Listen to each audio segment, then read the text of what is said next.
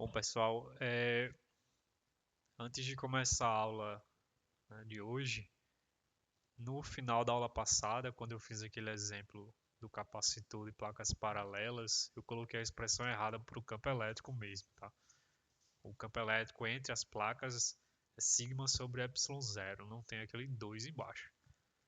Então, fui carregando aquele 2 e no final apareceu um 2 na resposta da capacitância, que não era para estar lá.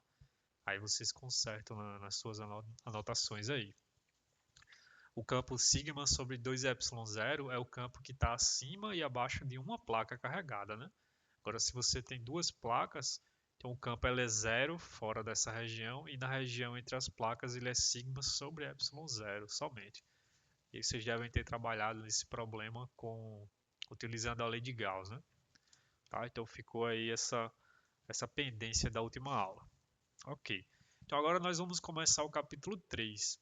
E a ideia é continuar desenvolvendo ferramentas matemáticas que possibilitem a gente resolver encontrar o campo elétrico nas situações de interesse. Então, eu não vou seguir muito a linha que o Griffiths segue, tá? Achei um pouco estranha a maneira como ele seguiu lá. Então, eu vou colocar uma sequência que eu acho mais lógica, tá? Depois vocês dão uma olhada no livro-texto e, bom, talvez vocês gostem mais de como ele seguiu, tanto faz, né? Mas é importante sempre dar uma olhada lá no livro-texto. Mas a aula de hoje, ela vai ser sobre um desses métodos, dessas ferramentas que a gente tem para resolver problemas, que é chamada o método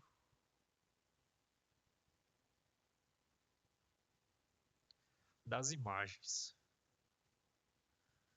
E é um método muito interessante, talvez seja que a primeira grande novidade, né, para quem sai de um curso de Física 3, a gente não estuda esse tipo de método lá, então talvez seja o primeiro tema assim que seja realmente novo para vocês. É muito interessante porque a gente vai considerar umas cargas que não existem na verdade fisicamente e a gente vai chamar essas cargas de cargas imaginárias.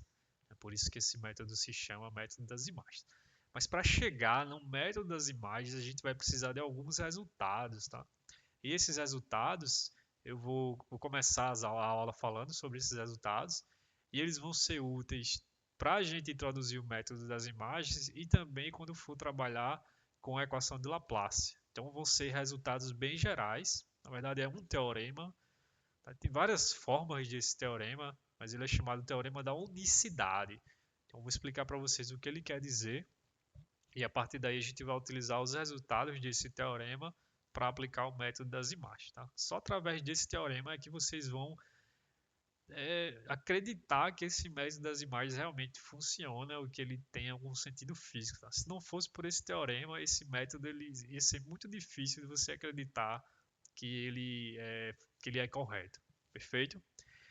Então, eu vou começar a aula, na verdade, dizendo que eu não fui completamente honesto com vocês, porque desde o início do curso eu falei assim: o nosso objetivo é o que na eletrostática? Dadas as cargas do sistema, você calcular o campo elétrico e o campo magnético. Então, na cabeça de vocês está assim: bom, então eu vou conhecer a densidade de cargas e eu vou calcular o campo elétrico. E eu posso fazer isso utilizando aquela relação direta, que é aquela relação integral, que era 1 sobre 4π epsilon zero, uma integral em todo espaço ou no volume onde tem cargas, né?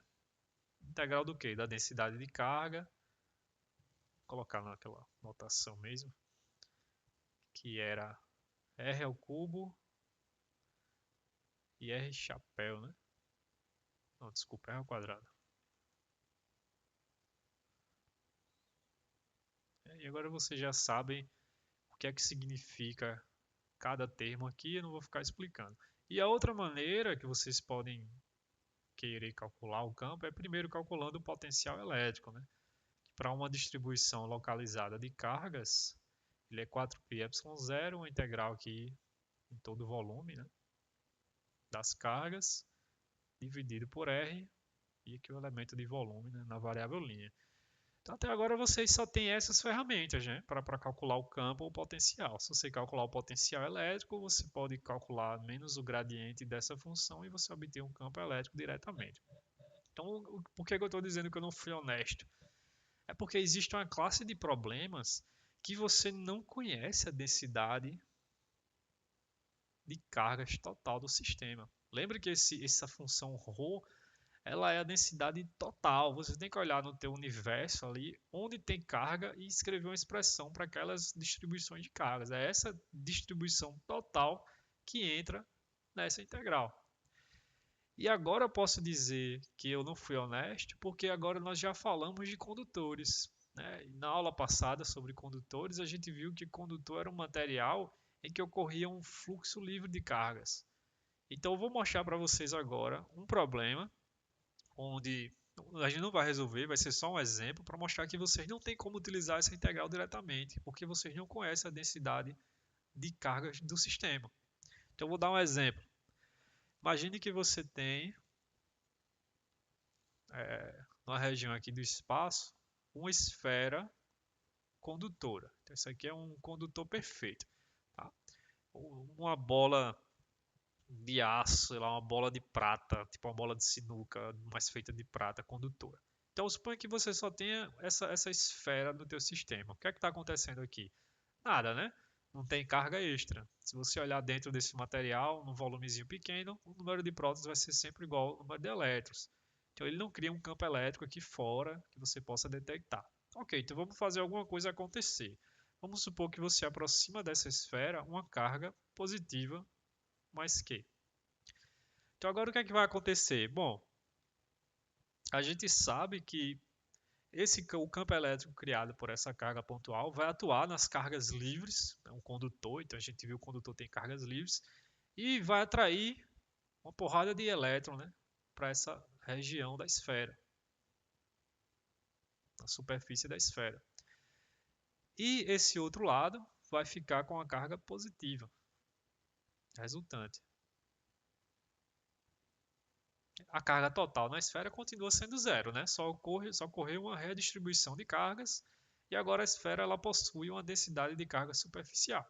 Então, se você a gente vai trabalhar com esse problema depois, mas se você quiser ver uma distribuição das linhas de campo elétrico, ela é mais ou menos assim, ó. Você vai ter uma linha que vem daqui, uma outra que vem daqui.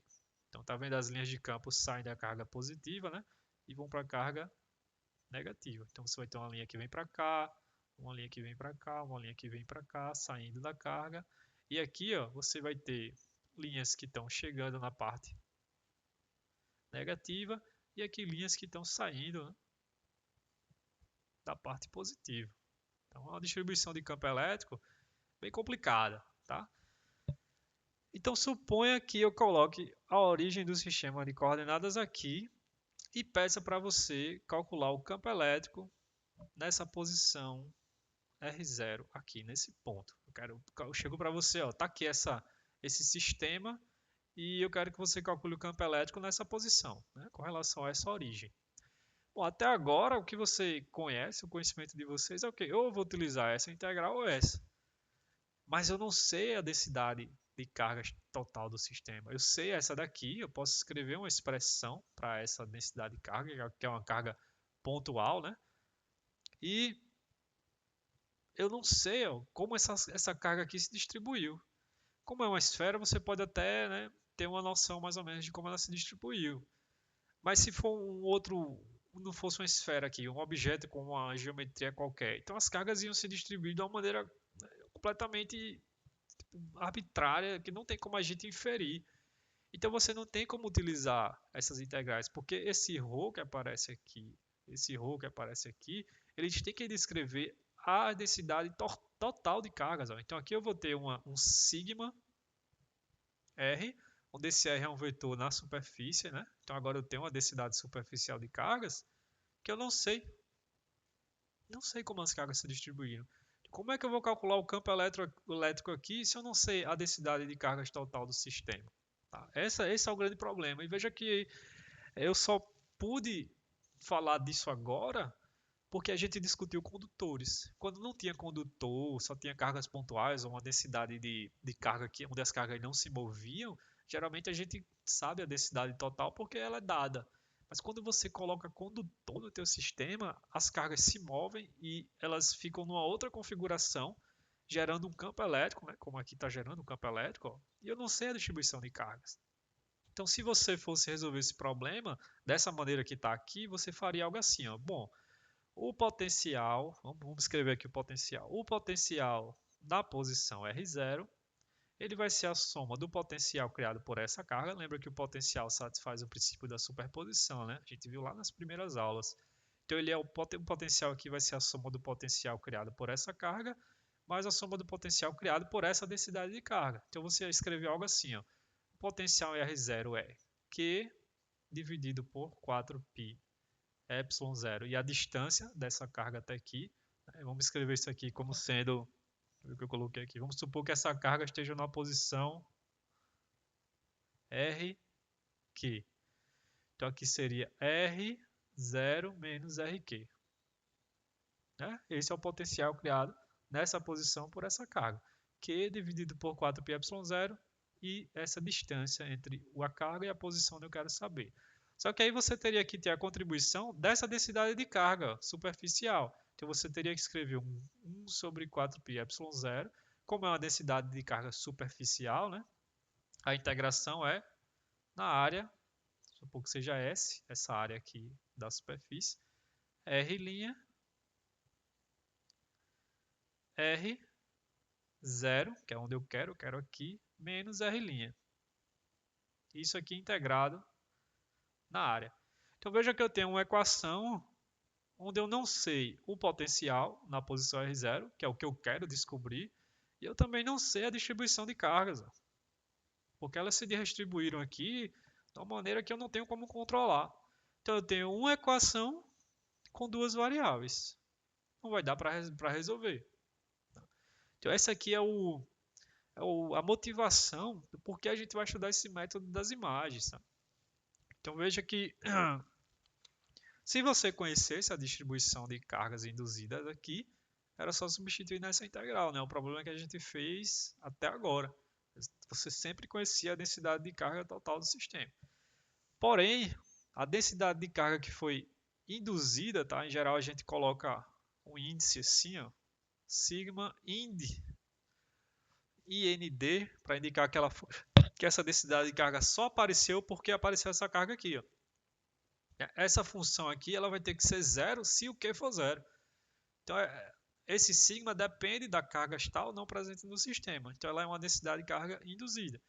Então, agora, ó, além de ter que determinar os campos, né, o campo elétrico ou o potencial elétrico, eu vou ter que determinar uma densidade de cargas. Então, como é que a gente vai fazer isso? Tá? Então, espero que tenha ficado claro, né, o motivo do porquê a gente precisa introduzir esses métodos. Isso aqui aparece quando a gente tem condutor no sistema, justamente porque nos condutores as cargas podem se mover de uma maneira que a gente não controla. Perfeito? Então, como é que a gente vai resolver esse tipo de problema? Tá? Isso aqui é só uma classe. A gente vai resolver, na verdade, nessa aula, um problema parecido, só que não será um condutor esférico, será uma placa condutora, um plano infinito. Então, esse a gente vai resolver utilizando esse método. Tá? Então, isso aqui foi só para dar uma motivação e que o que a gente tem até agora de ferramenta matemática, ela ainda é muito fraca, né? Essas duas equações, para essa classe de problemas que envolvem condutores, elas não são úteis, porque a gente não sabe a densidade de carga total presente no sistema, justamente porque as cargas se deslocam. Então a gente vai precisar de um novo método, de uma nova, não sei, uma nova ferramenta, né, para resolver. Então, nós vamos utilizar, em vez de utilizar essas relações integrais, né, nós vamos utilizar as relações diferenciais. Vou fechar aqui essa seçãozinha. E nós sabemos que o potencial ele satisfaz a equação de Poisson, que é o laplaciano do campo do potencial numa posição R, é sempre igual a menos a densidade de carga que existe naquela posição R, onde você está calculando o laplaciano, dividido por ε0. Então, o que a gente vai fazer, né, é utilizar essa equação para resolver esse problema. Agora você vai dizer, pô, mas o ρ que aparece na equação de Poisson também é o ρ total do sistema, que eu não sei. Então, como é que essa equação aqui vai ser útil para a gente? É isso que a gente vai ser o primeiro passo que tem a ver com o teorema da unicidade, tá? Então, eu vou gastar essa aula inteira só para falar desse método, porque ele realmente tem alguns passos, né, para a gente resolver esse problema que eles têm que ser tomado um pouco de cuidado, tá? E pode ser algo que vocês não estejam acostumados. Então, eu vou dar uma discussão bastante elementar aqui, tá? Vou pegar vocês no limite da demência, assim, para ir passo a passo, para ter certeza de que vocês estão acompanhando. Ok, então vamos dar uma olhada nessa equação primeiro. É uma equação muito complicada, tá? Se você já viu um curso de equações diferenciais ou etc., essa aqui é uma equação diferencial parcial, linear, não homogênea. Parcial porque envolve derivadas parciais, né? Linear porque duas soluções, se você somar, fizer uma combinação linear, continua sendo solução, né? E não homogênea porque tem esse termo que não envolve a função que você quer descobrir, né? Se aqui, sei lá, de repente multiplicasse o v, então isso seria uma equação não homogênea, né? Sempre que você tiver o lado direito da equação, conseguir colocar o lado direito com objetos aqui que não dependem da função que você está resolvendo, ela representa uma equação não homogênea, perfeito? Então, quando você olha a equação diferencial, a primeira coisa que você tem que ver, lembra que quando a gente olha uma integral, né, eu falei para vocês várias vezes que a parte mais importante da integral é quando você olha o que está embaixo ali do símbolo da integração, porque está te dizendo onde tu vai integrar, né, a região de integração. Então, para a equação diferencial existe também algo muito parecido. Eu queria fazer uma discussão básica disso antes de falar da equação de Poisson realmente, tá? Então vamos se discutir alguns casos mais simples. Suponha que você tem uma função f de x e o f de x satisfaz essa equação. A derivada segunda de f de x mais uma certa constante, chamada de ômega ao quadrado, constante qualquer, tá? Vezes f de x é igual a zero.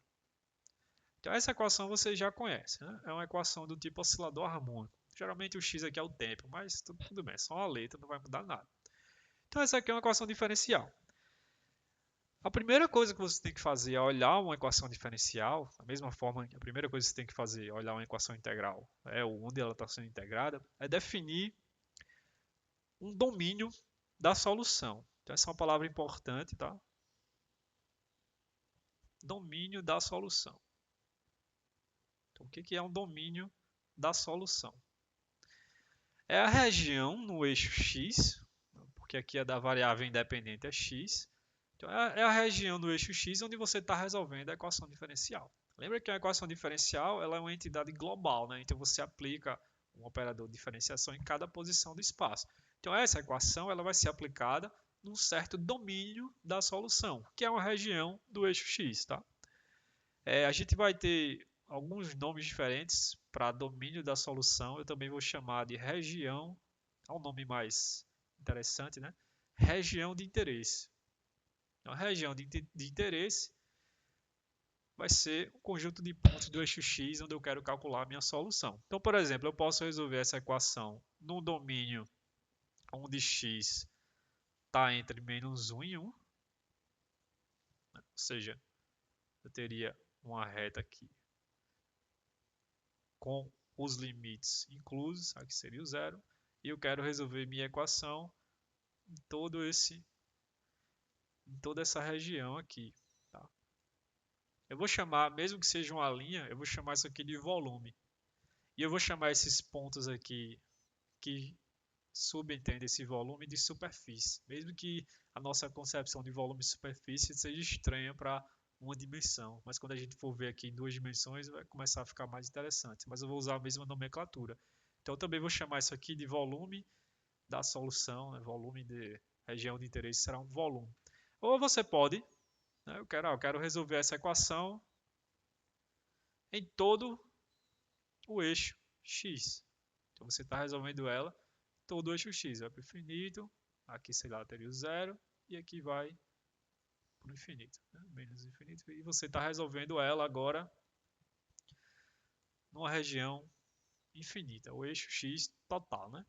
Se vocês já fizeram um curso de quântica, não sei se fizeram, vocês resolvem a equação de Schrödinger, né, independente do tempo, quando você resolve ela num problema numa partícula numa caixa, o que você está fazendo é resolvendo a equação diferencial, que é a equação de Schrödinger, no domínio fechado, onde a posição que você está querendo saber, a função de onda, está no domínio fechado, entre um valor e outro. E quando você estuda, por exemplo, o problema da partícula livre, que é uma partícula que não está sujeita a nenhuma força, a gente vai ver que geralmente a gente resolve essa equação de Schrödinger, que tem aquelas soluções de ondas planas, não sei o que, no domínio que é infinito. Tá? Então, olhou uma equação diferencial, a primeira coisa que você tem que saber é qual é o domínio da solução, qual é a minha região de interesse. E para uma mesma equação diferencial, dependendo do seu domínio, onde você resolve ela, as soluções são diferentes, como você deve imaginar. Uma partícula numa caixa, né?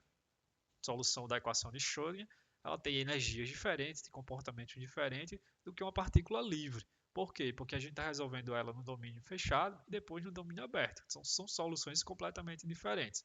Então, da mesma forma que ao olhar para o integral, você tem que olhar primeiro onde é que ela está sendo integrada, numa equação diferencial, você tem que dizer onde que a gente está resolvendo essa equação, em que domínio. Tá? Em uma dimensão, que é esse problema aqui, é fácil de visualizar, né? Então vamos fazer um caso um pouquinho mais geral.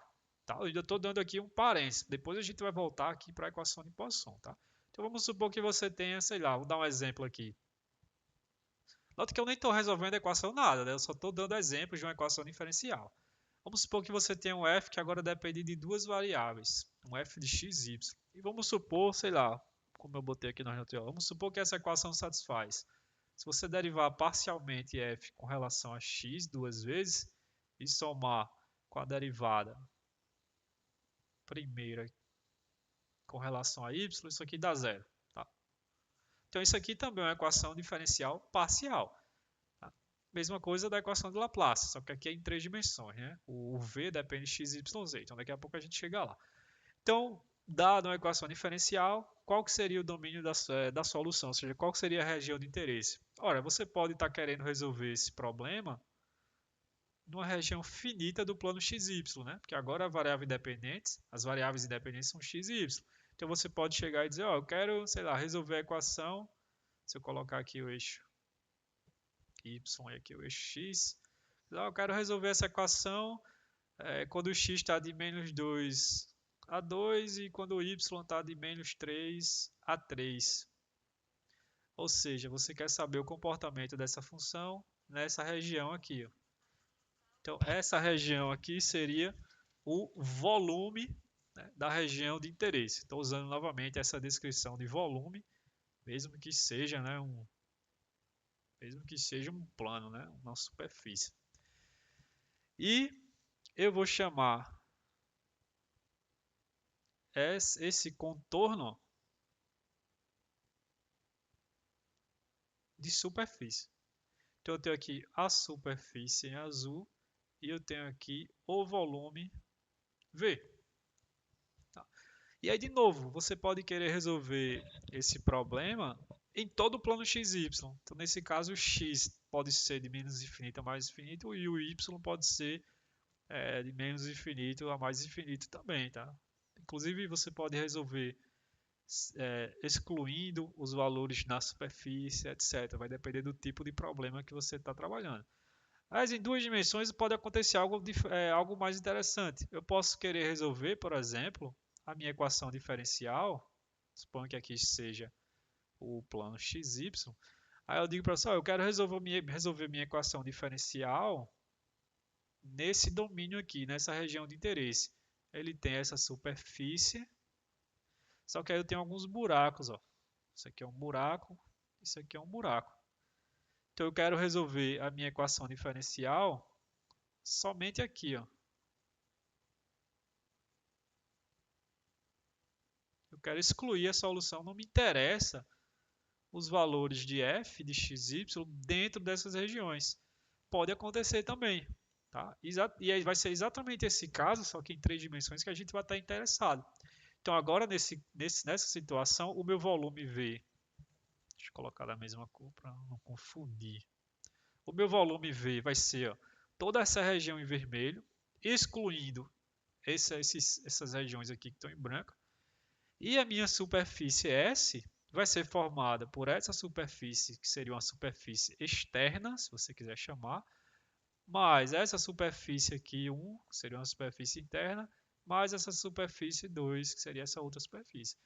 Então você pode ter buracos, né, na região de interesse, onde você não está interessado no valor da função ali, tá? Por qualquer motivo que seja.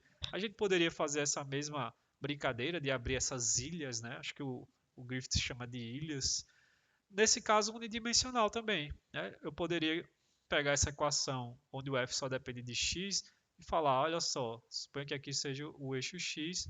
Eu digo, eu quero resolver a equação aqui, aqui e aqui para o infinito, por exemplo, e aqui para o infinito.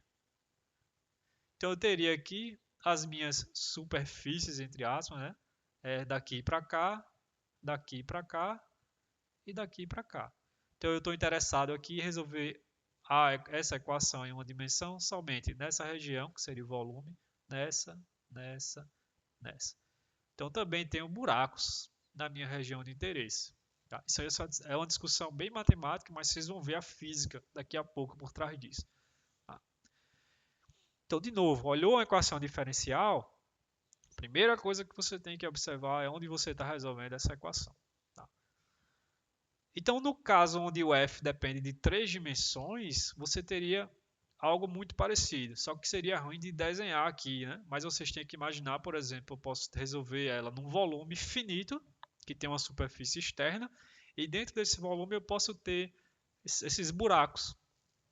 Esse seria o exemplo que a gente já falou aqui, por exemplo, do abacate, né? Sem o caroço de dentro. Eu tenho lá um volume e eu quero resolver, sei lá, uma função, né, onde tem realmente o abacate, na carne do abacate. Não quero resolver dentro do buraco. Então, o buraco seria uma dessas ilhas que a gente está fazendo em 3 dimensões. Tá? Então, vamos voltar para a equação de Poisson. Porque ela é uma equação diferencial, onde a minha função de interesse, que é o potencial elétrico V, ela tem ela depende de 3 variáveis, né? 3 variáveis independentes, x, y, z. Então, vou só fechar isso aqui, porque foi um parênteses, só para mostrar, né, algumas propriedades de como você tem que visualizar uma equação diferencial. Isso antes de resolvê-la. Né? Antes de resolver uma equação diferencial, você tem que saber qual é a região de interesse. Ok, então vamos olhar para a equação de Poisson. A gente vem aqui, vou escrever ela mais explicitamente. Ó. V. Esse R vetor é simplesmente para indicar que aqui o V depende da posição em 3 dimensões. Então ela depende de coordenadas cartesianas, x, y, z. Se fosse coordenadas esféricas, r, θ, φ. De qualquer forma, ela sempre vai depender de 3 parâmetros. A mesma coisa para a densidade de carga. Né?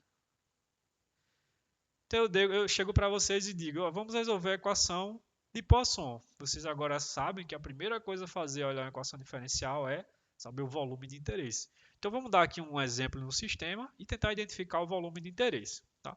Vamos supor que você tenha no teu problema um condutor aqui. Estou pegando uma cor para não ficar muito bagunçado. Vamos supor que você tem aqui ó, um condutor. Então vou chamar de condutor 1. Condutor perfeito. Tá? E esse condutor ele tem uma certa superfície que eu vou chamar superfície S1. Então, quando eu quero dizer uma superfície, né, eu quero dizer o conjunto de pontos aqui ó, da superfície do condutor. Perfeito? E aí vamos supor que você tem aqui um outro condutor, que eu vou chamar de condutor 1, condutor 2. E esse condutor 2 ele tem uma outra superfície, né? Vai ser em geral diferente, que vai ser a superfície S2, que vai ser esse conjunto desses pontos aqui. Ó. Então, se eu só tivesse dois condutores, vamos supor que eles não tenham carga extra, estão descarregados, estão neutros, nada está acontecendo. Então, a gente pode introduzir no sistema algumas densidades de cargas. Então, vamos supor que a gente tem aqui, ó, eu vou até botar listrado para indicar que isso aqui não é um condutor. Vamos supor que isso aqui seja uma densidade de carga, ρ1 na posição R. Então você tem que imaginar que existe uma origem do sistema de coordenadas, né? Pode ser aqui ou aqui, tanto faz. E que esse vetor R é um vetor que sai da origem até essa densidade de carga. Então vamos supor que você tem essa densidade de carga aqui. E vamos jogar aqui outras densidades de cargas. Então, vamos supor que isso aqui seja uma outra densidade de carga. ρ2 e R. E você pode ter também aqui algumas cargas pontual, né? Pode botar um Q1, um Q2, tanto faz. Tem que imaginar um pouco, né? Tem que ter um pouco de imaginação para criar na tua mente essas situações mais genéricas, tá? Então eu tenho esse sistema. Eu sei que aqui eu tenho carga, isso vai induzir cargas na superfície desse condutor. E eu sei que vai ser criado um campo elétrico aqui no espaço, né? Perfeito. Como esse condutor aqui é um equipotencial, como a gente viu, vamos supor que o potencial, né, nesse condutor, ou seja, nessa superfície é V1, e vamos supor que o potencial nesse outro condutor seja V2. Né? Não precisa estar no mesmo potencial, obviamente, podem ser potenciais diferentes, mas a gente sabe que o potencial é constante, né? A gente discutiu isso. O condutor perfeito, ele é um equipotencial. Pronto, aí eu disse, eu te dou esse sistema. Encontre o campo elétrico numa certa posição aqui do espaço. Ora, de novo, se você for usar as equações que vocês conhecem até agora, vocês não vão conseguir. Por quê? Porque quando eu coloquei a densidade de carga aqui no sistema, né, elas atraíram cargas induzidas nos dois condutores, então essas cargas se moveram, se distribuíram de uma maneira completamente arbitrária e eu não tenho como controlar isso, eu não tenho como saber a densidade de carga total. Aí voltamos então para a equação diferencial. O que é que essa equação diferencial pode me dizer? Bom, eu preciso de um volume de interesse. Eu preciso de um volume de interesse, de uma região de interesse, um domínio da solução. Então vamos fazer o seguinte: será que o volume dentro desses condutores aqui é uma região de interesse? Não. Por quê? Porque eu já sei que dentro do condutor o campo elétrico é zero. Então eu sei a solução do problema dentro de cada condutor, não é verdade? Eu sei que o campo elétrico é zero e eu sei que, por exemplo, o potencial dentro desse condutor é V2. E eu sei que o potencial dentro desse condutor é V1. Dentro e na superfície também, né? Então o meu interesse é encontrar o quê? O campo elétrico fora dos condutores. Então a minha região de interesse vai ser a região fora dos condutores, tá? Então eu posso imaginar, por exemplo, uma certa superfície externa que engloba todo o meu sistema, tá assim, seria a minha superfície externa. E essa superfície externa ela tem, portanto, um volume dentro. Só que da mesma forma que eu desenhei aqui as minhas ilhas, ó, o volume de interesse vai ser esse volume aqui, ó, excluindo o volume dentro dos condutores. Então, olha assim, olha como a gente saiu de uma discussão matemática, que foi essa daqui, onde eu tinha esses buracos, para uma região, para uma discussão física. Eu estou dizendo agora que esses buracos, onde eu não quero conhecer, que eu não quero, não é minha região de interesse, porque eu já sei qual é o valor do campo ali, é zero. Então, eu estou dizendo que esses buracos agora são os condutores. Perceba que as densidades de cargas que eu coloquei aqui, elas não são buracos, porque eu não sei o campo elétrico, né, dentro de uma densidade de carga. Inclusive, a gente calculou no curso, por exemplo, o campo elétrico dentro de uma esfera uniformemente carregada, né? Isso a gente teve que calcular. Mas dentro de um condutor eu sei, por definição, o campo elétrico é zero. Então a região de interesse são todos esses pontos aqui, ó. Esse ponto aqui, esse ponto aqui, esse ponto aqui, dentro dessa densidade de carga, esse ponto aqui, esse ponto aqui, esse ponto aqui, esse ponto aqui. Toda essa região, excluindo o volume dentro do condutor. Em geral, essa superfície aqui externa, ó, a gente vai imaginar ela como indo para infinito. Então, ela vai representar todo o espaço fora da região dos condutores. Seria o análogo, né, desse x aqui, ó, onde eu quero resolver em todo o infinito, né, então, em x infinito, mas podendo ter esses buracos na distribuição do eixo x. Tá? Então montamos o meu sistema físico e agora sabemos a região de interesse, são os pontos onde eu quero saber o potencial. Tá? Ficou claro, né? Então aqui entra o papel desse teorema da unicidade. Eu não vou provar o teorema, de novo, por causa do tempo, a gente não tem muito tempo para discutir isso, mas o teorema é aquilo, ele vai te dar umas circunstâncias iniciais e vai desenvolver um cálculo até chegar no resultado. E esse resultado se aplica desde que aquelas circunstâncias iniciais sejam satisfeitas. Então, eu vou mostrar para vocês o resultado do teorema, tá? Vou mostrar ele por que ele é útil, e a gente vai utilizar esse teorema para, então, utilizar o método das imagens. Tá? É por isso que eu estou precisando falar tudo isso antes. Então, a ideia é o seguinte, vamos supor que essa superfície externa ela está de fato muito longe. Então eu sei que se eu estou em posições muito distantes, né, das distribuições de cargas, eu posso assumir que o potencial, ó, é zero nessa superfície aqui. Concordo? A gente viu isso, né? A gente sempre coloca, por exemplo, se você quiser pensar, o ponto de referência está no infinito. Como ele está muito longe, eu posso setar sempre o ponto de referência lá no infinito e o potencial no ponto de referência é sempre zero. Então eu estou dizendo, ó, o potencial em pontos dessa superfície aqui, ele vai ser zero. O potencial em torno dessa superfície aqui é V1 e o potencial nessa superfície aqui é V2. Então veja que eu tenho o volume de interesse e tenho as superfícies, né, que englobam o volume de interesse. No caso aqui que a gente discutiu, eu tenho aqui a superfície externa e tenho a superfície que é a superfície de uma ilha, né, uma ilhazinha, e tenho essa outra superfície. Então aqui é a mesma coisa, só que aqui é a superfície só no condutor. E como o condutor é um equipotencial, a gente vai assumir que esses valores V1 e V2 eles são dados.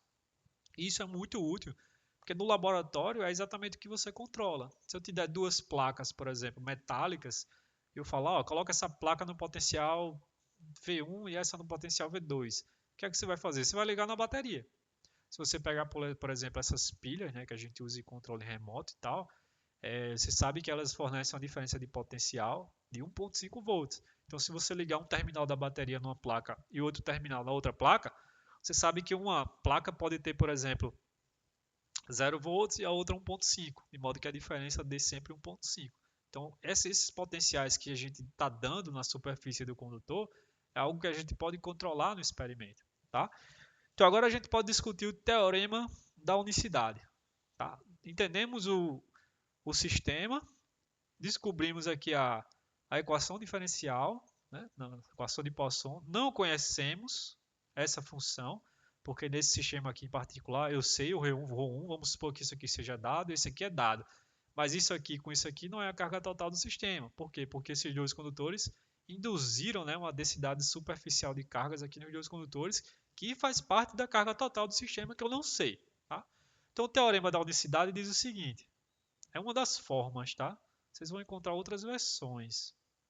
A outra versão ela está relacionada ao seguinte, em que a gente não conhece o V2 nem o V1, mas eu conheço a carga total que está nesse condutor e a carga total que está nesse outro condutor. Aí você tem uma outra forma do teorema da unicidade, tá? O Griffiths ele discute as duas, tanto que ele chama essa primeira de que eu vou falar que é o primeiro teorema da unicidade e depois ele discute esse segundo. E cada uma das formas é uma maneira diferente de resolver, no final das contas. Então é interessante vocês darem uma lida, tá, nos dois teoremas. A gente vai utilizar só esse aqui. Então eu sempre vou dar o potencial nas superfícies metálicas. Tá? É o caso que, a meu ver, tem mais interesse físico. Então a gente chama de teorema da unicidade. E é um teorema extremamente poderoso. Tá? Ele diz o seguinte: se eu vou escrever aqui, tá? Eu não gosto de escrever muito, mas eu vou escrever só para deixar registrado, porque é uma frase que eu tirei mesmo assim, não tem livro da maneira que está aqui não, mas eu vou escrever do jeito que eu botei. Vai ser o seguinte: se você encontrar, e a gente vai discutir que a língua portuguesa, né? A gente tem que saber interpretar as frases, tá? Então, se você encontrar, isso já cabe dizendo muita coisa. Se você encontrar, o que é que significa? A gente vai discutir. Se você encontrar uma função, ou eu botei função, mas pode ser potencial, tá? Se você encontrar uma função v de r, né? Se você encontrar o potencial v de r que satisfaz a equação de Poisson em todas as posições no volume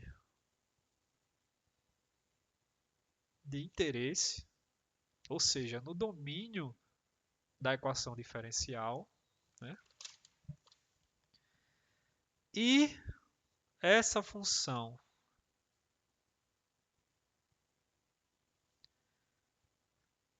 se você encontrar uma função que satisfaz a equação de Poisson em todas as posições no volume de interesse, e se essa função tomar os valores corretos, o que eu quero dizer com valores corretos, a gente vai ver aqui já já. Tomar os valores corretos na ou nas superfícies do volume de interesse,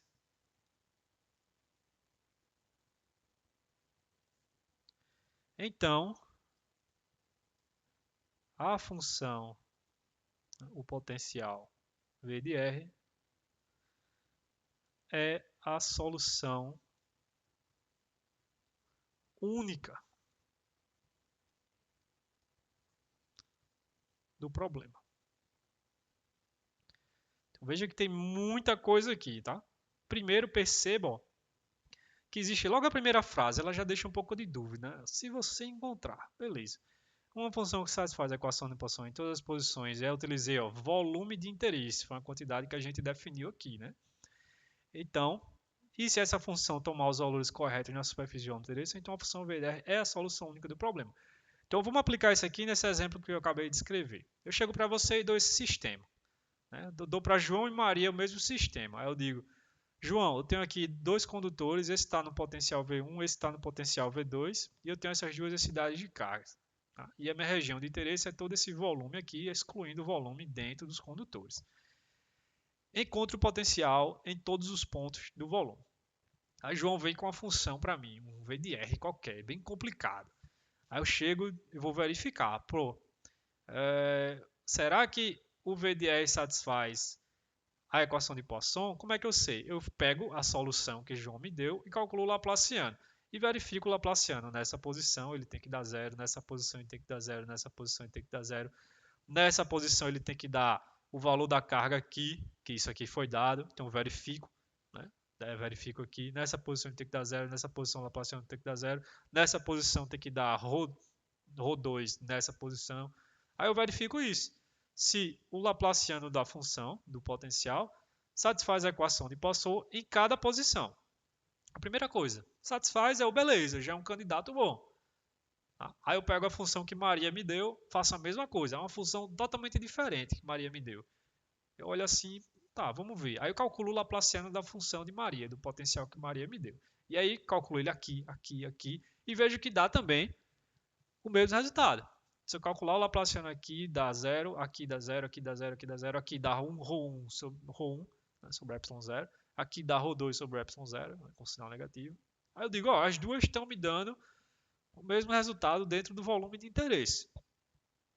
Aí, beleza. Será que elas vão me dar o valor nas superfícies? Aí eu pego a função que João me deu e verifico se a função dele dá V2 nessas posições, ó, em cima do condutor 2. E verifico se a função que João me deu tem o valor V1 nesses pontos, em cima do condutor V1. E verifico se a função que João me deu tem o valor zero nessa superfície externa. Ou seja, se ele dá zero quando eu vou para infinito. E faço a mesma coisa para a função que Maria me deu. E aí eu verifico que a função que João me deu não dá o valor de V1 nesse condutor 1. Ele dá o valor correto em V2, dá o valor zero quando eu vou para infinito, mas quando eu olho o valor que a função que o potencial que João me deu aqui, não dá V1. E quando eu observo a de Maria, eu vejo que dá. Então eu digo, olha Maria, tua solução satisfaz a equação de Poisson em todos os pontos aqui e também satisfaz a condição de que o potencial tem que ser V1 aqui, V2 aqui e V0 no infinito. Então eu digo, Maria, a solução do problema é essa. E se chegar aí um José com uma terceira função, será que eu preciso olhar? Mesmo que eu observe assim de fora e veja que é uma função que foi diferente das outras duas, não preciso. Porque se eu tenho uma função que satisfaz a equação de Poisson em todos os pontos do volume e também satisfaz a condição de que ela tem um valor correto nessas superfícies aqui, por esse teorema, ela é única. Não vai existir nenhuma outra função que tenha um formato diferente e que me dê as mesmas condições de problema. Quando eu digo verificar se a função tem os valores corretos em V2 e V1, eu estou dizendo que V2 e V1 são dados, né? Então eu tenho que verificar isso. Então a gente chama essas condições de contorno. Então eu tenho que verificar que o meu potencial ele satisfaz a equação no volume de interesse e que também satisfaz as condições de contorno do problema. É isso que o teorema da unicidade está me dando. Então veja que ele é um teorema de exclusão. Ele está me dizendo, se você encontrar, foi a primeira frase que eu coloquei aqui, ó, se você encontrar essa função que satisfaz Poisson no volume e nas superfícies, que podem ser superfícies, o termo técnico são superfícies desconectadas, porque essa superfície ela não está encostando nessa daqui, são superfícies desconectadas. Então, se você encontrar essa função, ela é a solução do teu problema. Veja que isso, para resolver isso, né, eu não estou usando nenhuma informação da distribuição de cargas que estão no condutor, que eu não sei. Então, se você encontrar, é onde está, né, a pegadinha. Porque como é que eu encontro? Eu disse para vocês, ó, João chegou com essa função, Maria chegou com essa. De onde João tirou essa função? De onde Maria tirou essa função? Para eu verificar se é correto ou não. Então é que está. Vai ser de qualquer forma possível. Pode ser um chute. Pode olhar, se está olhando o sistema, acho que é essa função aqui é a solução. Aí você chuta uma função. Se satisfizer essas condições, ela é a solução. Não importa a maneira como você chega nessa função. Se satisfizer a equação diferencial e os valores nas superfícies, ela é a solução. Fim de papo, acabou a história. Acabou a história. Então, essa é a importância do teorema da unicidade. Né? Unicidade está dizendo exatamente isso. Que se você encontrar a função, ela é única. Não existe outra. Você não precisa mais procurar por nenhuma outra função. Essa é a solução do teu problema. Tá? Então, espero que tenha ficado claro. Tá? Se você tiver um interesse em mostrar como prova isso, a prova, para esse caso onde você conhece, onde eu estou dando os potenciais nas superfícies, é extremamente simples. Um teorema poderosíssimo. O teorema lá, a prova dele está no Griffiths, está em qualquer livro. É simples, tá? É simples, mas requer esse conhecimento de que você tem uma região de interesse, que pode ter esses buracos, e os buracos são onde está exatamente o condutor, etc. Tá? Então eu quero aplicar esse teorema agora. Quero aplicar tudo isso que a gente conversou até então para discutir um problema parecido com esse. Não vai ser exatamente esse, tá? Esse aqui, na verdade, é um exemplo do livro e eu vou deixar para vocês estudarem. Então eu vou discutir um que é mais simples, que é um problema padrão. Assim, todo livro de eletromagnetismo que, que discute teorema das imagens, o método das imagens, ele vai falar esse exemplo. Só que eu quero entrar bem em detalhes, tá? E quando eu resolver esse exemplo, vocês vão ter a ideia de como resolver, por exemplo, esse problema. Tá? Então vou entrar bem em detalhes mesmo. Vamos lá. O exemplo vai ser. Vou botar aqui exemplo. Exemplo, vamos lá. Então vamos supor que você tenha um condutor que é uma placa infinita, um plano reto infinito. E eu tenho aqui, inclusive, Deixa eu pegar aqui, viu? Deixa eu ver como eu coloco. Porque eu não sei mexer ainda muito. Mas ela apareceu aqui, eu não sei porquê. Então esse é o problema. Eu peguei essa imagem do livro texto. Tá aqui. Perfeito. Ok, então esse é o problema. Eu tenho um plano condutor, né, que o Griffiths colocou aqui no plano XY. Então o plano está descrito pela equação z igual a zero, né, um plano z igual a zero. E aí eu venho com uma carga Q e coloco aqui uma distância D acima do plano. Tá? Então esse Q está nessa distância aqui acima do plano. Então se eu tivesse só a placa, ela está neutra, nada aconteceria. Foi o exemplo da esfera que eu dei. Tem uma esfera, nada acontece. Então aproximo a placa desse plano. O que é que vai acontecer? Essa carga, aproxima a carga do plano. Essa carga vai induzir cargas superficiais do plano Então vai aparecer uma densidade superficial de cargas que eu não sei como calcular, isso vai ter que ser parte do problema, a gente vai calcular isso aqui. Então, o campo no espaço total vai ser lá uma bagunça e eu quero encontrar ele. Quero encontrar, na verdade, o potencial elétrico, né? Se eu conhecer o potencial elétrico, eu derivo e encontro o campo. Vamos supor, só para simplificar, que essa carga aqui é positiva. Então, se é uma carga positiva, eu sei que ela vai atrair cargas negativas nesse plano, né? E antes de resolver, né, vamos tomar mais ou menos uma ideia do que vai acontecer aqui. Ora, se eu tenho uma carga positiva aqui, eu sei que na região logo abaixo da carga, ela deve atrair mais cargas negativas, né? Porque elas vão estar mais próximas dessa carga. Se eu olhar aqui um ponto um pouco distante, né? Se eu olhar, por exemplo, um ponto aqui, ó, eu é intuitivo achar que nessa regiãozinha eu vou ter menos carga do que aqui induzida, né? Porque essa região está logo abaixo da carga mais que. Então eu espero que nessa região próxima da origem tenha muita carga negativa induzida e aqui ó, vai diminuindo. Aqui eu tenho algumas, mas a grande maioria está aqui, né? Então no final, quando eu tiver minha função, que vai ser o meu sigma, a minha densidade de carga superficial, eu espero que ela tenha um máximo em x e y igual a zero e depois ela vai diminuindo. Negativo, né? Porque seria um sigma negativo, já que a carga é negativa. Então a gente vai ter que extrair essa densidade de carga superficial da teoria. Ok. Veja que o condutor aqui ele colocou como sendo potencial zero. Então a primeira coisa que eu tenho que fazer é o quê? Qual é a minha região de interesse? Ora, eu tenho que conectar de alguma forma com essa figura, né? E aqui a gente vai ter que ter um pouco de imaginação, porque nessa figura aqui, os condutores, eles têm um volume finito, né? Ocupam a região finita do espaço. E desse problema que a gente quer resolver, o condutor ele vai para o infinito. Então, eu vou ter que redesenhar, de certa forma, fazendo algo assim. Ó. E outra, como o condutor é finito, lembra daquele problema, né, que eu discuti, que eu não tenho como desenhar uma coisa infinita no quadro. Então, a maneira que o Griffiths achou de desenhar um infinito ó, foi fazer esses recortes aqui na borda para indicar que isso aqui vai para o plano todo. Né? Então, vocês têm que imaginar o volume de interesse como sendo, vou colocar aqui, esse corte que o Griffiths colocou, que seria o plano infinito, e todo esse volume ó, que está acima desse plano. Vai ser muito difícil desenhar isso, então tem que ter um pouco de imaginação. O condutor está aqui nessa base, só que esse condutor é infinito, e todo o volume de interesse é o volume que está acima do condutor. Então vocês têm que imaginar isso no infinito. Essa vai ser a minha região de interesse.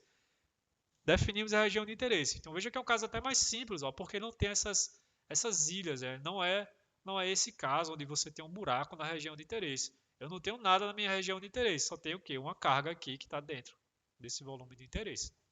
Só tem uma carga que está ali. Mas eu não tenho, por exemplo, eu não tenho um condutor aqui em cima. Se eu tivesse um condutor do lado da carga, por exemplo, então o meu volume de interesse ia ter um buraco aqui que seria o condutor. Mas não é nada disso. Então é um caso realmente mais simples. Perfeito, perfeito. Definimos o volume de interesse. O que é que eu preciso saber mais para resolver o problema? Ora, eu preciso saber o valor do potencial na superfície, né, que circula o volume de interesse. Então eu preciso saber o potencial nessa superfície de baixo e eu sei, ó, porque é zero, que é o condutor. Então eu sei que nessa superfície de baixo V é zero. E nas superfícies, nas outras 5, ora, elas vão para o infinito, né? Esse volume é o infinito. Então essa aqui é exatamente a minha superfície externa, que eu desenho aqui, ó, a minha superfície externa. Então esse é um problema que é um pouco diferente da imagem que eu desenhei, porque o condutor ele faz parte da superfície externa. E tudo bem, não tem problema nenhum. Eu poderia chegar aqui e dizer, ó, tem um condutor que está grudado aqui ó, nessa superfície. É um outro condutor, um condutor 3. E esse condutor ele vai para o infinito também, se você quiser pensar. Não tem problema nenhum, tá? Tua superfície aqui externa pode ser uma superfície imaginária ou pode ser uma superfície realmente de um condutor. Não tem problema. Então, como essa superfície está indo para o infinito, né, essa aqui vai para o infinito, essa aqui vai para o infinito, essa aqui vai para o infinito, eu sei que o volume, ou que o potencial nessas superfícies tem que ir a zero. Então, tem que ir para zero aqui, zero aqui, zero aqui. Ou seja, o meu potencial ele tem que ter o valor zero quando eu estiver olhando nessas superfícies em cima do condutor e no infinito. É o problema mais simples possível que existe do método das imagens. Então eu poderia escrever, inclusive, equações para a minha região de interesse. Ó. O que é que vocês acham? A minha região de interesse é todo esse volume acima do condutor. Então eu poderia chegar e falar assim, ó, região de interesse. Seria a região onde eu estou resolvendo a minha equação diferencial. Mesmo que a gente não resolva, né, diretamente. A gente vai resolver diretamente a equação de Laplace. Nesse nível do curso, a gente ainda não resolve a equação de Poisson direto, tá? Só vão ver isso na pós-graduação, porque envolve as funções de Green. Aí fica um pouquinho mais complicado. Mas vamos lá, região de interesse. Olha só, vai ser todos os pontos maiores do que zero, Z, positivo, ou seja, eu estou acima aqui, e X, ora, X maior do que menos infinito, menor do que infinito, e o Y, mesma coisa. Tá aqui, ó, região de interesse. Isso aqui está definindo um volume onde eu quero calcular a minha solução. Acho que todo mundo consegue imaginar. Né? Nesse caso simples, a gente consegue escrever umas equações para descrever esse volume, mas no caso mais gerais é bem complicado. Tá? Mas a gente vai usar isso para nada. É só para vocês. Às vezes o aluno tem uma cabeça mais matemática e consegue visualizar algebricamente do que geometricamente. Tá? Então é bom vocês treinar essas duas coisas. Então vamos colocar mais quantitativamente as condições de contorno. Essa a gente precisa realmente escrever, tá? Porque a gente vai utilizar elas diretamente na equação. Então, qual que seria a condição de contorno? Condições de contorno.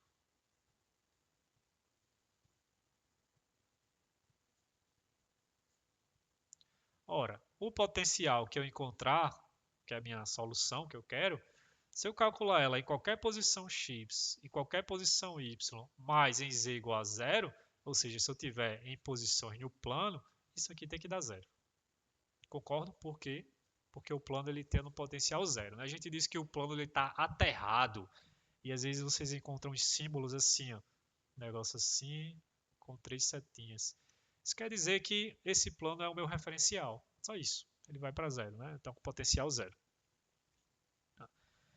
Mas essa aqui é uma condição de contorno só na superfície do condutor. Né? Eu tenho que dizer a condição de contorno em todas as superfícies. Nesse caso, na superfície externa que vai para o infinito. E eu sei que lá o potencial ó, também tem que ser zero. Então a gente pode fazer assim, ó, V em qualquer posição x, em qualquer posição y e em qualquer posição z tem que ir a zero quando essa posição x, y, z estiver longe da carga mais Q. Ou seja, longe dessa carga. Né? Se estiver muito longe, eu estou na superfície externa. Então eu sei que o potencial tem que ir para zero. Tá? Você pode colocar em termos de limite, né? Quando x ao quadrado mais y ao quadrado mais z ao quadrado, que é o módulo ao quadrado da posição, for para infinito, de qualquer forma tem que ir para zero se você estiver muito longe do teu sistema, muito longe da tua carga. Ok. É aqui que entra o método das imagens. Né? Até então eu não falei nada de imagem, de método das imagens. Então, de acordo com o teorema da unicidade, ó, ele diz aqui logo no início, tá? Se você encontrar. É por isso que a gente tem que tomar muito cuidado também com a parte da gramática da física.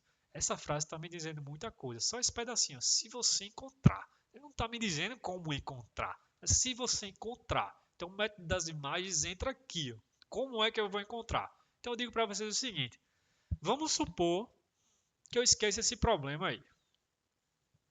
Esqueça esse problema. Esqueça a região de interesse. E eu considero um problema diferente. Eu vou considerar o seguinte problema. Vamos supor que eu tenha. Vou até fazer em outra cor aqui. Tá? Vamos supor que você tenha o eixo Z nessa direção. Aqui eu tenho a origem do sistema de coordenadas. E eu tenho aqui uma carga mais Q. Então está idêntico a esse sistema, né? Com a carga mais Q aqui a uma distância D. Então vamos chamar isso aqui de distância D. Só que aqui eu não tenho condutor. Então está idêntico a esse problema, só aqui para cima, Z positivo. Aí eu digo para vocês, e se eu colocar uma carga menos Q nessa posição? Também a uma distância D da origem. Então eu tenho mais Q e menos Q. Não note que a posição dessa carga aqui é Z igual a D e a posição dessa carga aqui, né, é Z menos D. E elas estão em cima do eixo Z, então XY é igual a zero.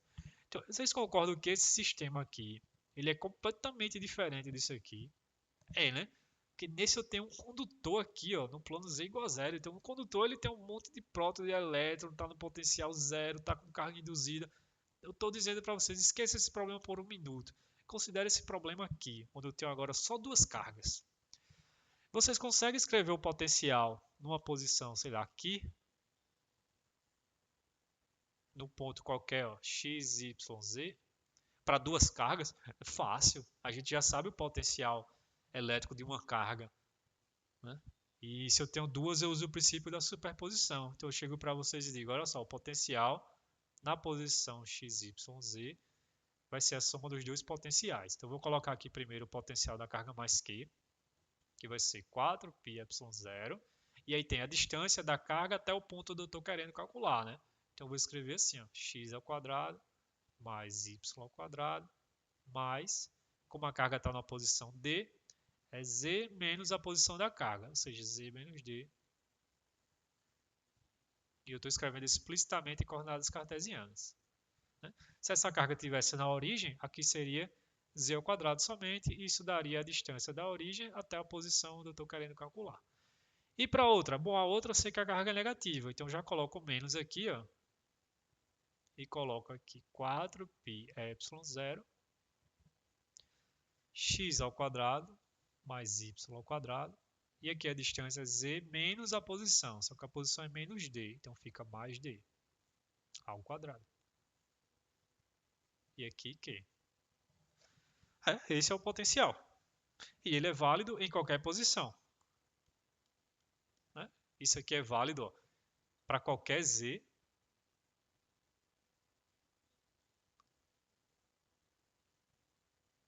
para qualquer x e para qualquer y. Desde que você não olhe exatamente em cima da carga, né? Senão diverge. Então, na verdade, para esse conjunto de pontos, mas excluindo as posições da carga mesmo, né? Agora que está o pulo do gato. Porque eu vou dizer para vocês o seguinte, e vocês não vão acreditar na primeira vista, mas eu digo que se você pegar essa expressão e olhar ela somente para pontos positivos de z, e o x pode ser ainda qualquer posição, e o y também. Então, quando a gente resolveu esse problema das duas cargas, essa equação era válida para todos os pontos de espaço, né? Excluindo as posições de carga. Agora, eu estou dizendo para vocês, se você pegar essa equação e olhar ela somente para esse volume acima do eixo z, né, para z positivo, essa função aqui é a solução desse problema. É aqui que está o poder do método das imagens. Como é que eu sei? Ora, eu vou utilizar o teorema da unicidade. O teorema da unicidade, se você encontrar uma função, então aqui eu estou dando para vocês uma função. É o mesmo exemplo lá da função que João me deu, que Maria me deu. Então, eu estou aqui com uma função. O que é que eu tenho que olhar? Se satisfaz a equação de Poisson em cada posição do volume de interesse. No caso, o volume de interesse é todo esse volume aqui, né, acima do plano. E se ele tem, né, se essa função satisfaz as condições de contorno. Então vamos ver se isso realmente é verdade. Então eu vou colocar aqui já de outra cor. Esse azul aqui seria um problema, né, imaginário, porque essa carga realmente não existe aqui nesse sistema. Então vamos lá, ora, vamos ver se ela satisfaz essas duas condições de contorno primeiro. Tenho essa aqui, tenho essa daqui. Calcula o V,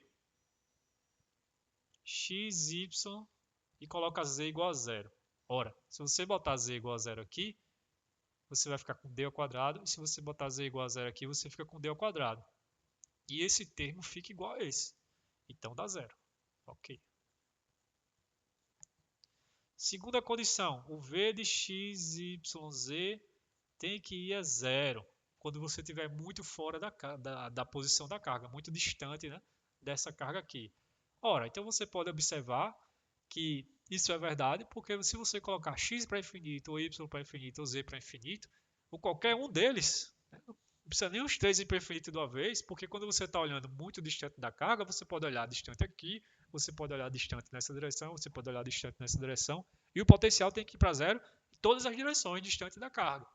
E como x, y e z aparecem no denominador dessa equação aqui, você vê que ele vai para zero. Então, essa função satisfaz as condições de contorno desse problema, no volume de interesse. Satisfaz a equação de Poisson? Óbvio, óbvio. Por quê? Porque eu já montei essa solução, ó, no volume de interesse só tem uma carga.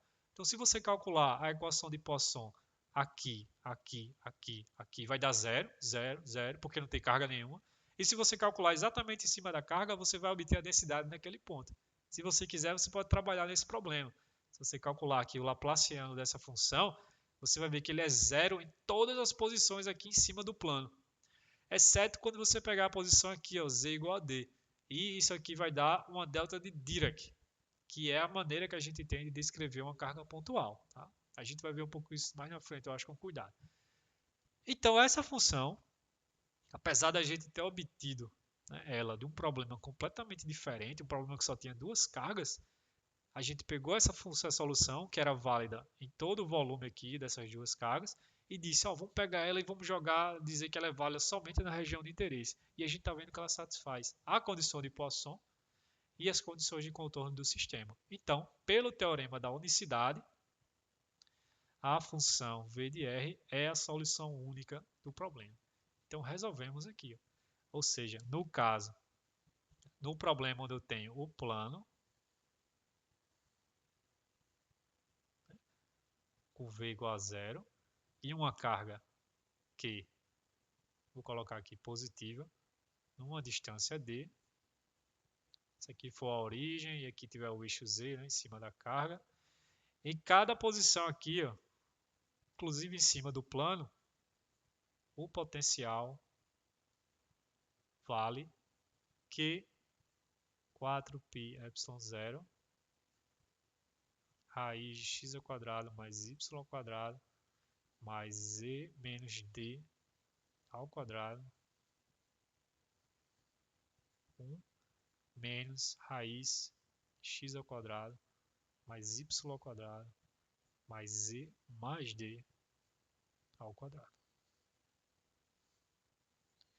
Essa é a solução do meu problema. Então, olha só, eu encontrei o potencial mesmo sem conhecer a distribuição de cargas que foi induzida ali no material, no metal, no condutor.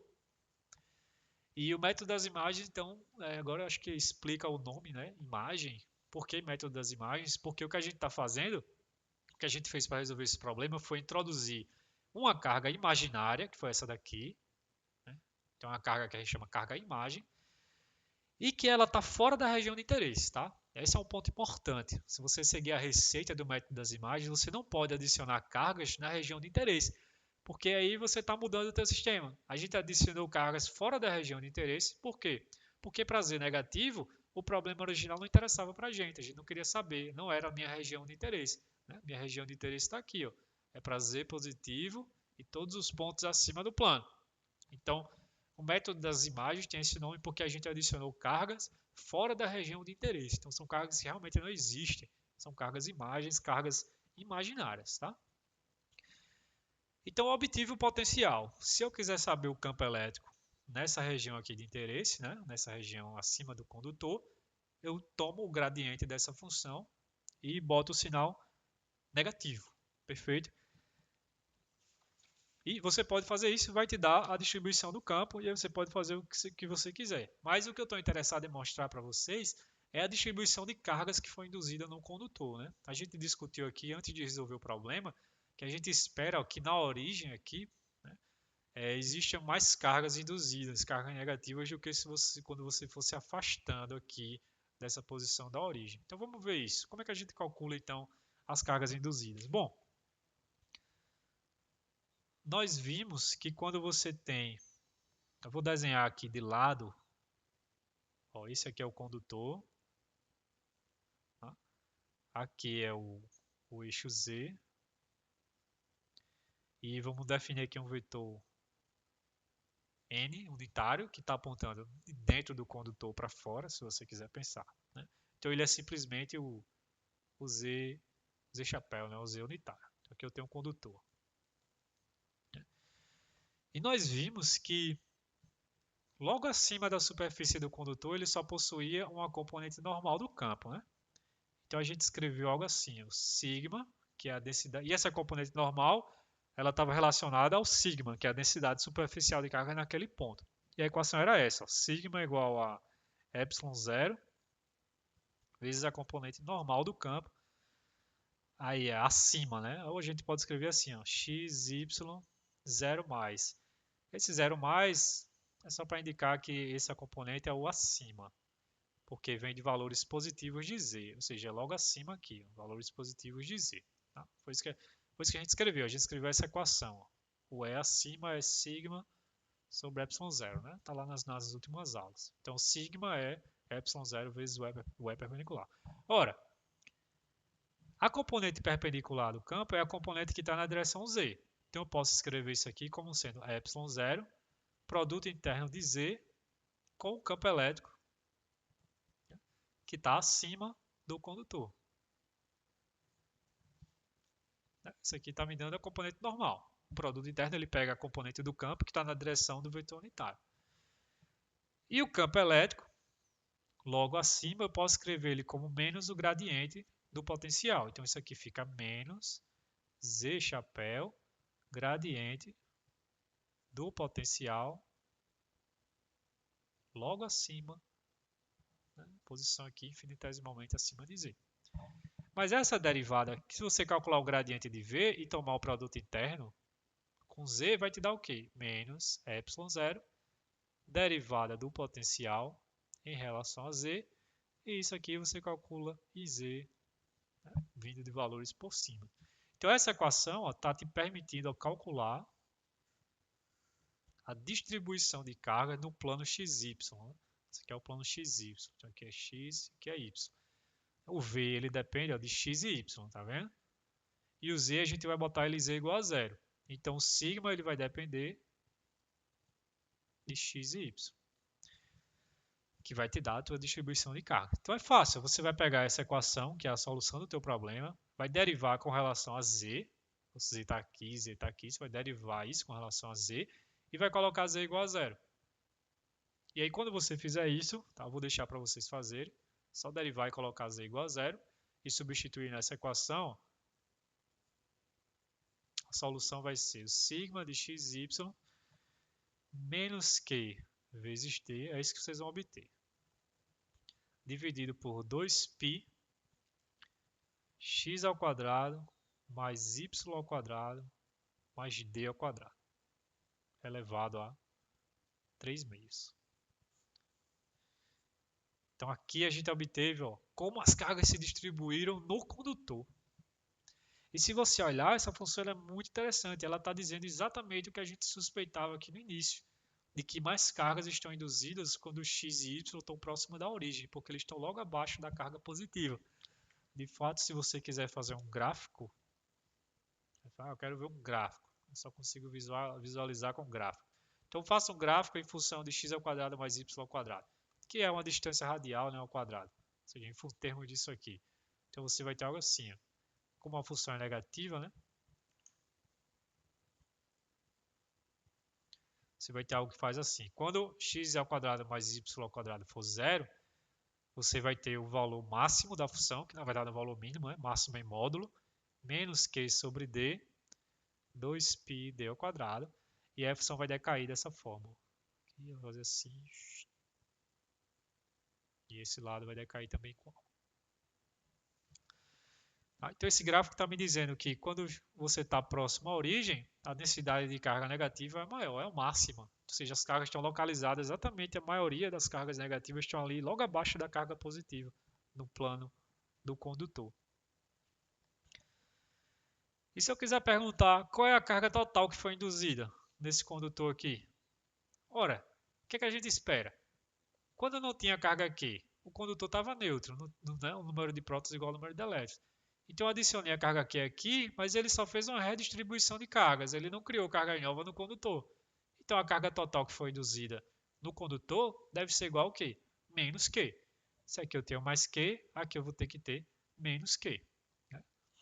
E você pode mostrar isso integrando essa relação. Você pode botar a carga total induzida, o que é? É uma integral na superfície do condutor, ou seja, no plano z igual a zero, da densidade superficial de cargas, e aqui o elemento de área, né, que é simplesmente dx dy, que é o dy do condutor. Essa integral é mais simples quando você calcula em coordenadas polares, né, cilíndricas, e se você fizer essa conta, só substituir, você vê que isso aqui é menos Q. Então a carga total induzida no condutor foi menos Q. Né? Então boto mais Q, ela induz uma carga total menos Q, esperado, já que o condutor ele não tem carga criada, né? Ele é um sistema neutro. Perfeito. Então a gente pode fazer várias brincadeiras com esse sistema. Né? A gente pode, por exemplo, perguntar, ora, se a carga mais Q induz uma carga negativa no condutor, então ela vai ser atraída, porque eu tenho mais Q e um menos Q no condutor. E de fato ela vai ser atraída. E se você quiser calcular força, você vai ter que fazer o quê? Ora, se você, por exemplo, não esquece o método das imagens, você tem aqui uma distribuição de carga, sigma, que a gente calculou, está aqui. E você tem que saber qual é a carga, a força que cada carga nessa distribuição faz na carga mais Q, para calcular a força total, integrando, né? Inclusive a gente tem uma equação para isso, eu acho, no início da aula. Mas você pode utilizar diretamente o método das imagens. Porque a força na carga mais Q vai ser igual à força que a força na carga mais Q, que ela sente na verdade pelo plano, vai ser igual à força como se fosse a carga menos Q no sistema. Então a gente pode escrever diretamente, ó, que a força na carga Q ela é produto das duas cargas, né? Então tem aqui aquele fator 1, vou estar bem explícito, ó. 1 sobre 4πε0, que é o fator da lei de Coulomb. E a lei de Coulomb diz que eu tenho que multiplicar as duas cargas. Então eu tenho que multiplicar a carga mais Q vezes a carga menos Q. Né? E tenho que dividir pela distância entre elas. Então se você olhar aqui, a distância entre elas é 2D. Então eu divido pelo quadrado dessa distância. 2D ao quadrado. Né? 2D ao quadrado. E a direção? Ora, Z chapéu, né? Isso aqui fica então menos Q ao quadrado dividido por 16 π epsilon 0 d ao quadrado Z chapéu. Então veja que esse número aqui ele é sempre positivo, concordam? Só que eu tenho um sinal de menos. Então eu vou ter o condutor aqui, onde foi atraído umas cargas negativas, né, no condutor aqui. E a minha carga que está nessa posição, que é a carga mais Q, eu botei o eixo Z para cá, né? Assim. Então ela está me dizendo que a força na carga Q está na direção Z negativa. De fato, a direção Z negativa está para cá. Ou seja, está atraindo.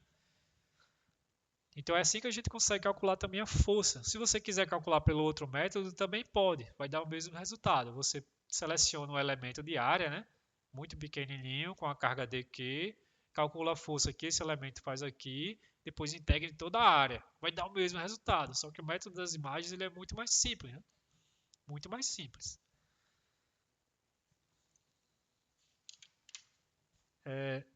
Infelizmente, nem tudo a gente pode calcular a partir do sistema com a carga imagem.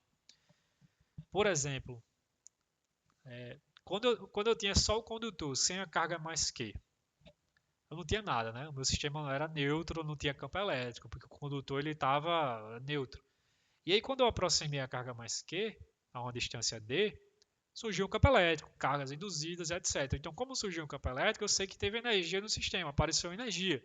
Aí, de fato, para eu botar a carga ali, eu tive que pegar ela lá do infinito, onde o campo era zero, e eu fui aproximando, aproximando, e com isso as cargas foram se movendo, criando um campo, e à medida que eu me aproximava, eu sentia que elas eram mais atraídas, né? Porque a gente está vendo aqui que tem uma força de atração.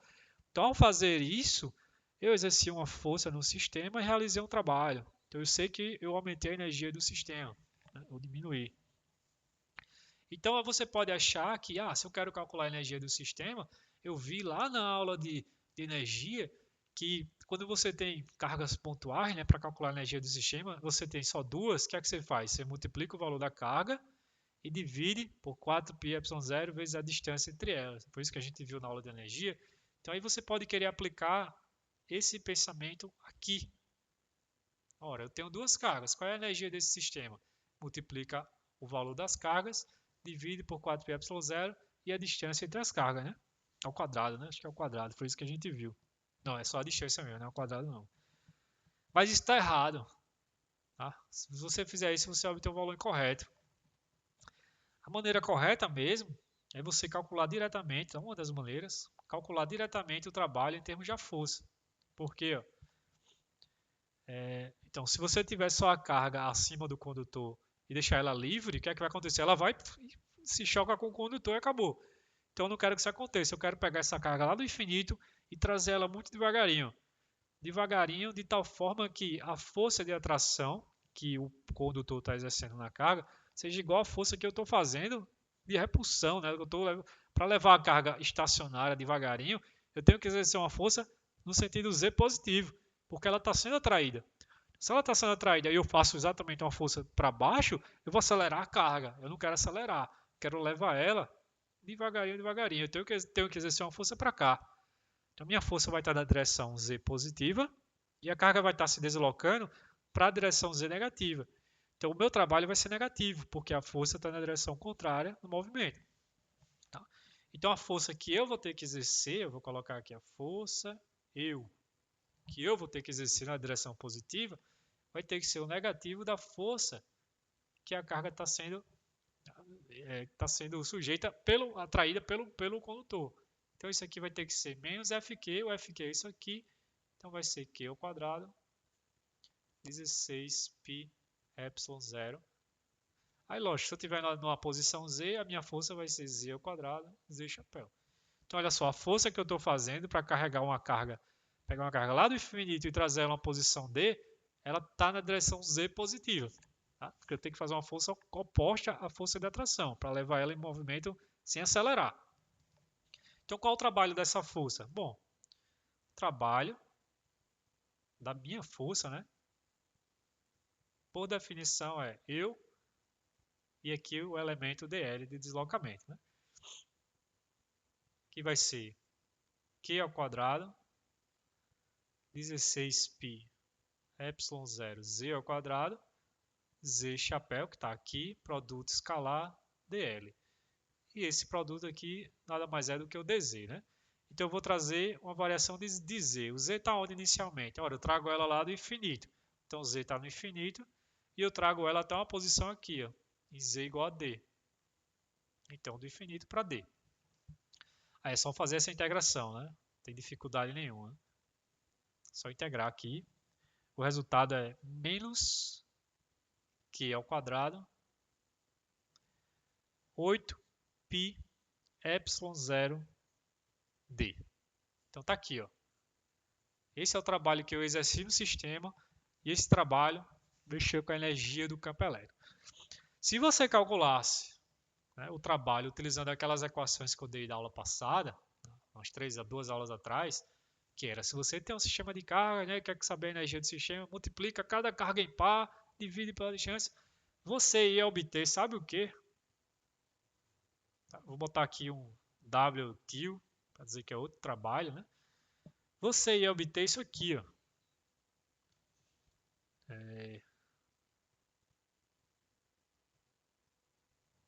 Obter o dobro, exatamente.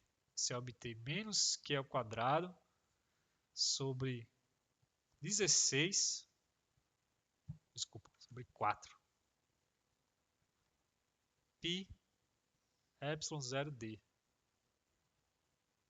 Tá aí, né? Porque é o produto das duas cargas, mais Q vezes menos Q, dividido por 4π ε0 e a distância entre elas. Então você está vendo que você obteve o dobro do que a gente fez aqui. Por que será?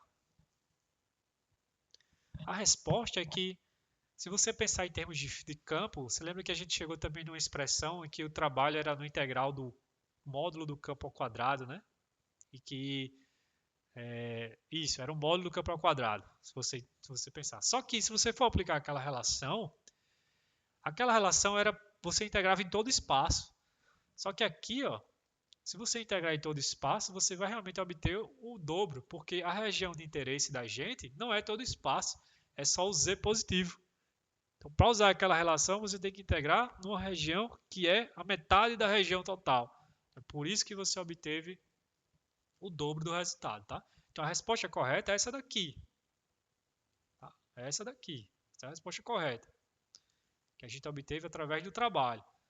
Tem que ter muito cuidado em aplicar essas relações de energia, principalmente, para esse sistema de duas cargas. Tá? Para esse sistema de duas cargas. Então, o Griffiths também discute um pouco isso, tá? Dessa parte de energia. Então, veja que agora a gente tem uma ferramenta mais poderosa para resolver problemas. E, de fato, ó, agora, se você quiser, eu não estou dizendo para vocês fazerem, mas se você quiser verificar, se você gostar de matemática e tal, você agora tem o teu sistema, que é mais Q, aqui, e aqui uma distância D. Você tem um condutor, né, o plano. E você sabe agora a distribuição, que é o plano XY. E você sabe agora a distribuição de cargas XY. A gente calculou aqui, ó, essa função.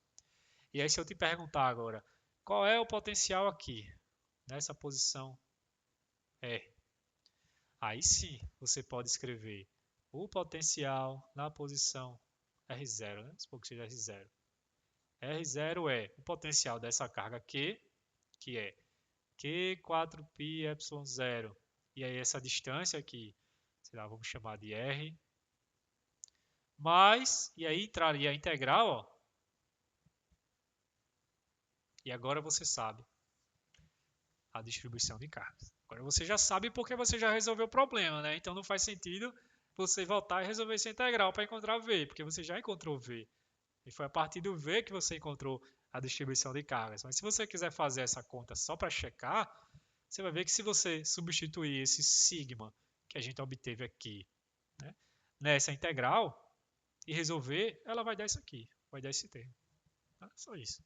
Mostra que toda a teoria está fechada, né? Está fechada.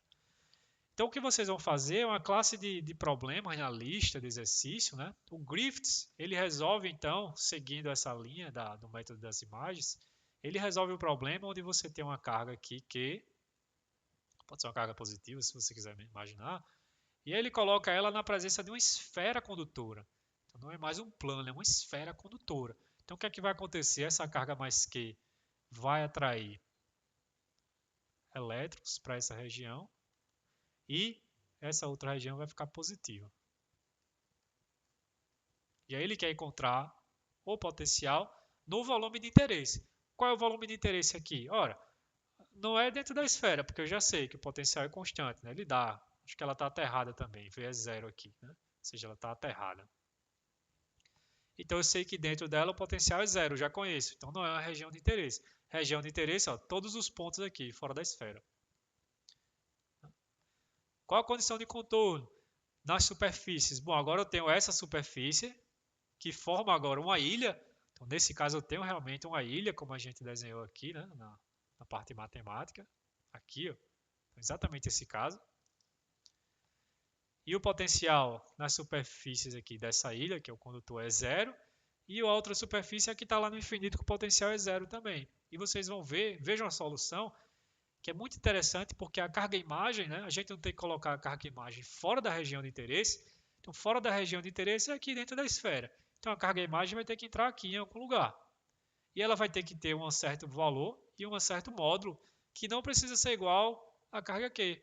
né? No nosso caso foi porque já satisfazia as condições de contorno.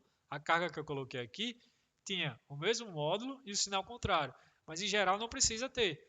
Você pode ter uma carga imagem, por exemplo, que seja mais 2Q, 3Q, de mesmo sinal, sinal contrário, e ela vai ter que estar em alguma posição aqui, ó, de modo a gerar as condições de contorno. Então, estudem com cuidado esse exemplo. Ele é bom porque é um exemplo, então ele está resolvido. Existe um outro que também é interessante, que é o seguinte: você tem um condutor que ele forma assim, aqui ele vai para o infinito, uma placa condutora, e aqui ele fecha e faz uma 90 graus aqui. Ó. Então isso aqui é condutor, condutor, condutor, condutor, condutor, condutor, condutor. E aí o problema coloca uma carga pontual aqui, pode ser uma carga positiva. E pede para calcular o potencial na região de interesse, que agora é o quê? Tudo isso aqui. Ó. Qual é a região que não é de interesse, fora da região de interesse? Todos esses pontos aqui dentro do condutor, porque ele dá o potencial aqui. Né? Sei lá, pode ser V igual a zero, por exemplo, e aqui V igual a zero. E aí você pode achar que a carga-imagem desse sistema estaria uma aqui, porque muito parecido com o problema que a gente acabou de resolver, né? Sei lá, uma menos Q, e uma outra aqui, menos Q. Então aí você esquece o condutor, olha o problema só com essas cargas e resolve. Mas não é verdade. Existe uma terceira carga que deve ser colocada para satisfazer as condições de contorno. Então, um problema que vocês vão estudar aí também. E é lógico que você não precisa ter uma carga somente, né? Eu posso ter nesse problema da placa, em vez de ter uma carga, eu posso ter uma linha de cargas, uma barra, por exemplo, com a densidade superficial de cargas. Aí você pode imaginar, né, uma caralhada de problemas que dá para resolver. Mas todos vão seguir essa mesma estratégia. Você vai ter que identificar a região de interesse e vai olhar para outra região que não é de interesse e vai colocar cargas imaginárias ali, de modo a satisfazer as condições de contorno. Então veja que isso até o Griffiths fala, né? Que as soluções desses problemas utilizando o método das imagens é mais uma arte do que você seguir uma receita de bolo para resolver integral. É uma arte. Você vai ter que ficar fuçando no teu problema onde eu vou colocar cargas e imagens para satisfazer as condições de contorno. Então, tem problemas que vão ser bem difíceis de você encontrar as condições para serem satisfeitas. Outros, como é esse caso da placa que a gente resolveu, ou da esfera, são mais simples. Tá? Então, é realmente, para o estudante que está vendo isso pela primeira vez, é um pouco complicado, porque ele está acostumado a pegar um integral, colocar uma função na integral e resolver a integral. Aqui não, aqui vocês vão ter que pensar, vão ter que colocar uma criatividade que vai ter que vir de vocês para tentar resolver o problema. E isso aqui, vocês só vão ficar bons mesmo em utilizar o método das imagens resolvendo os problemas. Olhando a lista de exercícios, dando uma olhada aí no manual de soluções que eu sei que vocês têm, mas tentar desenvolver esse feeling para resolver os problemas. Tá? Bom, era isso que eu tinha para falar, não vou falar mais nada de método das imagens.